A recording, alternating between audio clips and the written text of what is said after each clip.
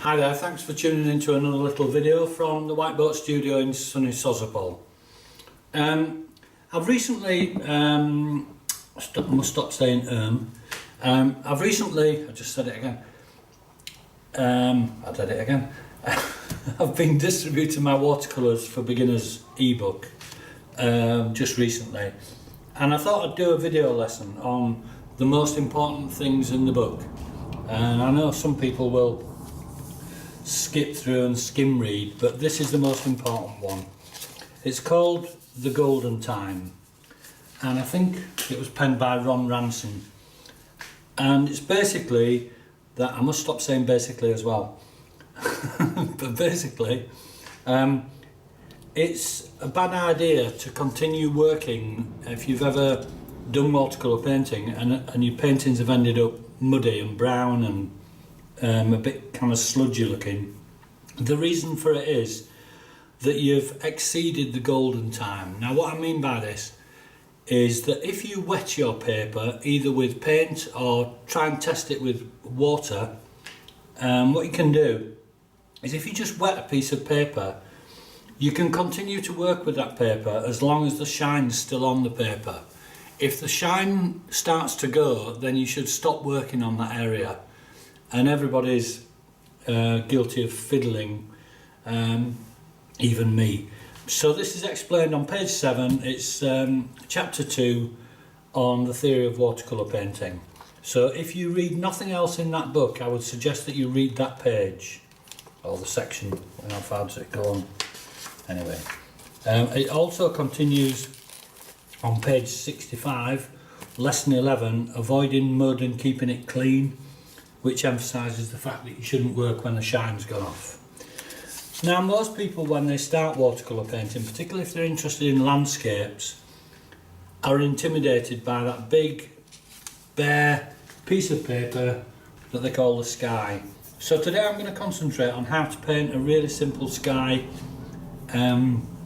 with confidence. So let's just go for it. So anybody that wants my watercolours for beginners ebook, just send me an email to artstevo@gmail.com or whiteboatstudio@gmail.com, and I'll send you the link. I've been putting the link quite extensively out there, so you may have already got it. So when I'm painting a sky, the first thing I really consider is how important the sky is going to be in that particular painting.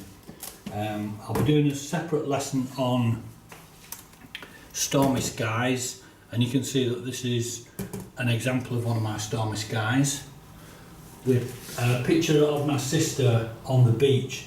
The sky was really important there, and if you wanted very little emphasis on the sky, or you wanted a completely plain blue sky, then this is quite a good example of it. I don't know if you can see this. It's actually done with just cobalt blue and white gouache, and you've got to apply it very quickly and not mess around with it, and you get a perfectly flat blue sky. So a lot really depends on how important you want the sky to be in your painting. On an example like this that I did recently of the crab fleet, you can see that the sky is less important than the reflections in the water. So you can see that so you've got to decide how high up you want the horizon to be, and usually I use the compositional thirds, the classic one. So I'm going to demonstrate how to paint a really simple sky. I usually use round brushes of varying sizes, and all you need to do is choose the correct size for the area of sky that you're going to have. So I like to do my skies in one hit. I don't like to play around with them and add other colours to them. I know some artists do, and I have done that, but it's always nice if you can master this one, then you can pretty much master any type of sky. I think someone once said if you paint a sky a day, because it varies from day to day. So you can see that these two brushes are a bit big. This is just 8th sheet Bockingford tape down, but something like these size brushes would probably be okay. I'll use this one today. So this is how we do it. So firstly, prepare your paint. Let me just zoom out there so you can see what's happening. So wet your brush, wipe it on there. I'm going to mix this. This is basically a mix of cobalt blue and a little bit of red. You find if you look at a sky very carefully, even a summery blue one, there's an element of pink in it. So just adding a little bit of red in there, it doesn't really matter what the colours are. These are Tintoretto watercolours. And because we're going to do the sky wet into wet, you can see that that's quite a strong colour. But because we're going to do the sky wet into wet, it will actually go paler because of the water that's going to be on the paper. Now I'm left-handed, so when I paint the sky, I always start from the right and work my way to the left. So I'll do this first with water. There's two ways of doing it. If you want hard edges to the clouds, then leave some gaps when you wet the paper. If you want quite a soft look for your skies, then wet the paper all over. So we'll do that one today. So I'm using, just kind of tickling the paper. I think this is Hannan Mule paper actually, it's not Bockingford today. You can see that there's a bit of tint on the paper. When I'm teaching children, I usually say, use very gentle brush strokes as if you're stroking your pet cat. If you're any rougher with the paper, it can scuff up, and I know Bockingford gives you dark marks, so be quite gentle with it, overlap each stroke. I'm working against the light here so I can see exactly what I'm doing.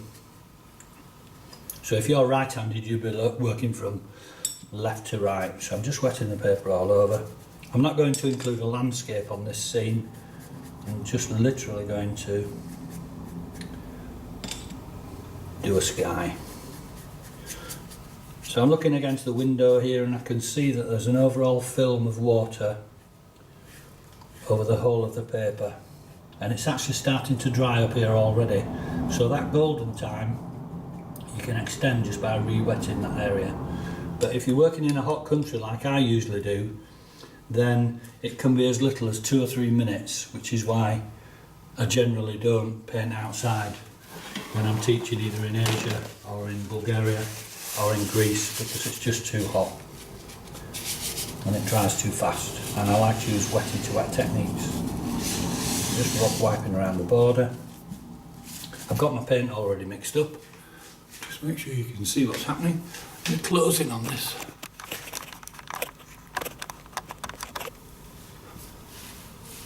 You should be able to see that now. Okay, so we've got a nice shine on the paper, and now it's time to paint instead of talking. So wet your brush first.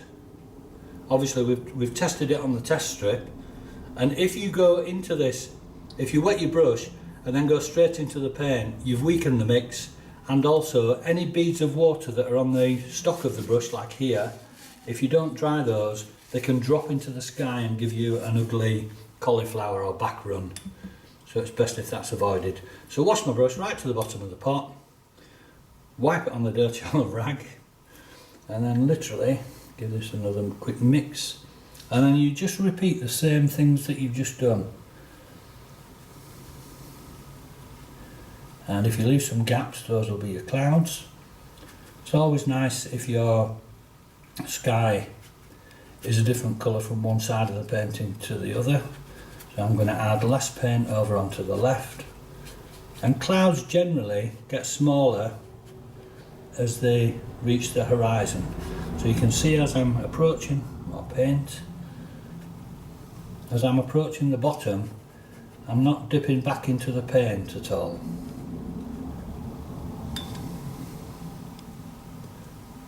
Add a bit more to this side, so it gets paler as we get to the horizon.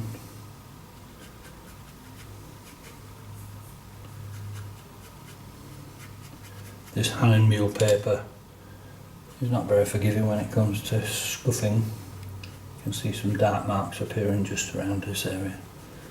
It's very delicate, beautiful but delicate. And we'll just add the merest hint of colour there at the bottom.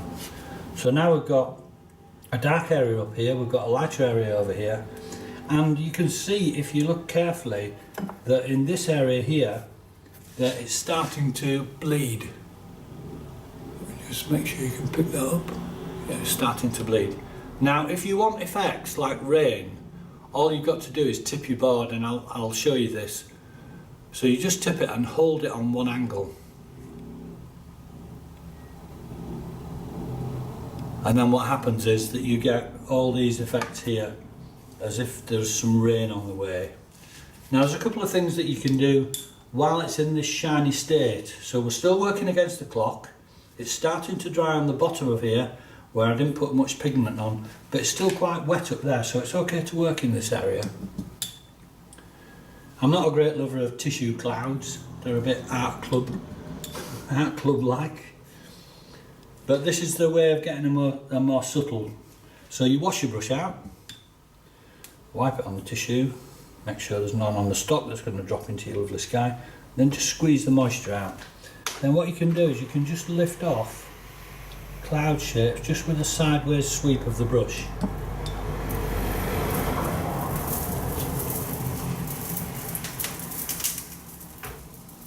And that just gives you those really subtle cloud shapes. You can also use tissue. It's better if you don't use something with a texture on or a pattern, but if you roll a piece of tissue up and then just dab. Now when I dab this, it's going to actually dry the paint, so you can't work back into those areas. And just keep changing the shape. You can see that there's paint on the tissue there. Just keep changing the shape, otherwise you end up with cotton wool clouds that are all exactly the same. And then finally just wipe around the border.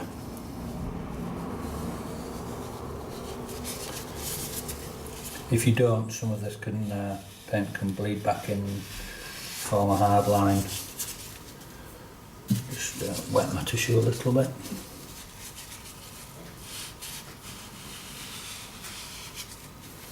So it literally takes a couple of minutes to do a sky, and I would leave that to dry now. Don't try and mess around with it, even if like me you've got a little speck of something at the top. Still wet, so I can still play with this bit, but again I'm going to call it a day at that. So you end up with a real fresh, immediate looking sky with a threat of rain in the distance, and that's all there is to it. I'll come back with a stormy sky next.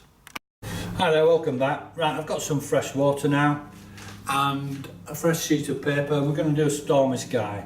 This time I'm going to spray the water into the pot, and this has got a little bit of indigo in it and also some caput mortuum, and it's important that this paint is quite strong. So I'm going to mix that. Caput mortuum granulates beautifully. We're using Bockingford paper now, and I'm just giving myself a really rich dark blue colour. This works with any dark blue, but caput mortuum granulates nice, and also indigo is. These stormy skies work nice. So you can see from this example it's very dark, so let's make it even darker. Now when you're painting these stormy skies, if you want some shafts of light to peek through the clouds, as it sometimes does, then it's best if you leave some gaps when you wet it. So let's go for it. So I'm washing my brush, just wiping it on there. Again, working right to left. And I tend to use brush strokes that are about 30 degrees, 45 degrees, something like that. Slightly overlapping. Really warm day today, so that I'm not going to have much time to do this. And now I'm just leaving a few gaps. And these gaps are where the shafts of light are going to peek through in between the clouds. Try and avoid a pattern if you can. Ended up with 3 little ducks in a row there, which I didn't really want. It's important that you don't start painting until you're absolutely ready. So if you notice, as I've just done, I'm looking against the window here, and it's starting to dry already up in this area because it's so warm today. So I'm going to go back and re-wet that area, right down to the bottom.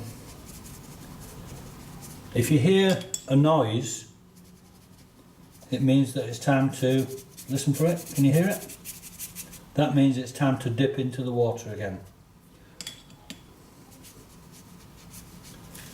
So I'm going right to the bottom with this. Now the important part of these stormy skies is once you've decided on the movement of the sky, don't alter the angle of your board, because rain comes down, or rays of light come down in one direction, and so does rain. It's very rare that rain comes in these kind of motions, and that's what happens if you move your board. So I'm washing my brush out again, right to the bottom of the pot. I'm wiping on my tissue, straight into this really rich paint. Actually, I do need to re-wet that area because it's almost dry. You can see how the paper's kind of bellied up, but this area here was almost dry. Usually it's where you've started. Paper gets to a point where it can't take any more water, and we're about there. Okay, now I've got to work quickly. So into the paint and just whack it on, and you can leave some gaps. Look at this caput mortuum. Really does granulate, and it turns those lovely pink colours.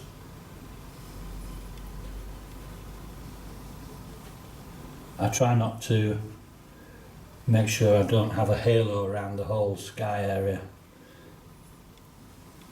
So sometimes I'll take the white right to the border like I just did there. You can see there's movement in the painting already here. Right to the bottom. And I'm going to leave very few gaps towards the bottom. I want the emphasis to be on here. And I'm going to choose an angle where these shafts of light are going to show through this cloudy sky. So it's really quite wet. You've got to paint wetter than perhaps you think you need to.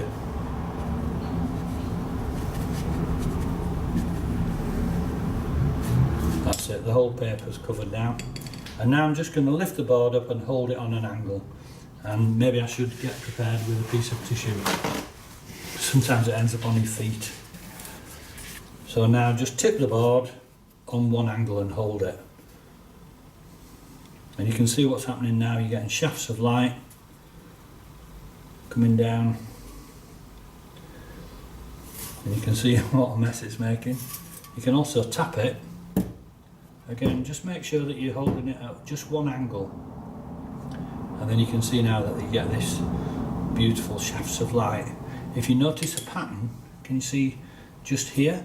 There are two spaces that are almost identical. So I'm just going to wet one of them to soften it. And then just hold the board on the same angle again. And just let the rain pour down. Don't know if you can see the effects that we're getting there. Once you're happy with the results, sit your board flat, have a good clean up, and wipe around the border.